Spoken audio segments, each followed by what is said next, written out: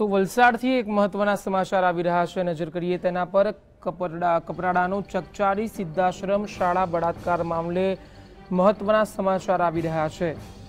બળાત્કાર ગુજારનાર આચાર્યને 14 વર્ષની સજા થઈ છે। બળાત્કાર ગુજારનાર આચાર્યને 14 વર્ષની સજા થઈ છે।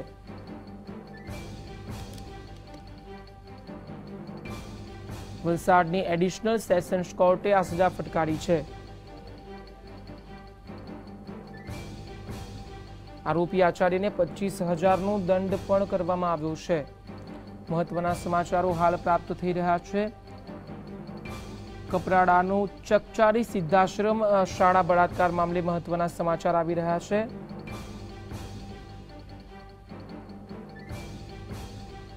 બળાત્કાર ગુજારનાર આચાર્યને 14 વર્ષની સજા થઈ હોવાની માહિતી પ્રાપ્ત થઈ રહી છે।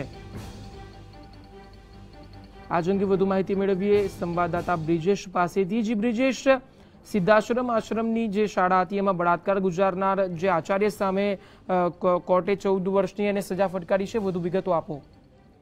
જી 2013ના ડિસેમ્બર મહિનાની આ ઘટના હતી। સિંધાની આશ્રમ શાળામાં રાતના સમયે આ જે આચાર્ય છે કિરણ પટેલ નામનો, એ એક છોકરી સાથે દુષ્કૃત્ય કરી રહ્યો હતો। તે સમયે ગામના લોકોએ અંદર પહોંચી ગયા હતા અને એને પકડી પાડ્યો હતો। રંગે હાથ પકડી પાડતા જે ફોટોગ્રાફ હતા તે તુરંત પાડી લેવામાં આવ્યા હતા અને એ એવિડન્સ ખૂબ જ મહત્વનું રહ્યું હતું। આ સાથે આપને એ પણ જણાવી દઉં કે આ ખૂબ અંતરિયાળ વિસ્તારની આશ્રમ શાળા હતી અને ગામ લોકોને આ બાબતની ખબર હતી કે આ આચાર્ય આવું કરી રહ્યો છે। રંગે હાથે પકડી પાડવામાં આવ્યો હતો અને પોલીસને સુપ્રત કરાયો હતો અને ત્યારબાદ આ કેસ ચાલ્યો હતો। આજે વલસાડની કોર્ટમાંથી આ ચુકાદો આવ્યો છે, જેમાં એમને 14 વર્ષની સજા ફટકારવામાં આવી છે, જે એક એક્ઝામ્પલ બેસાડે છે આવા કૃત્ય કરનાર લોકો સામે। જી હા જી બ્રિજેશ, ધન્યવાદ માહિતી આપવા બદલ।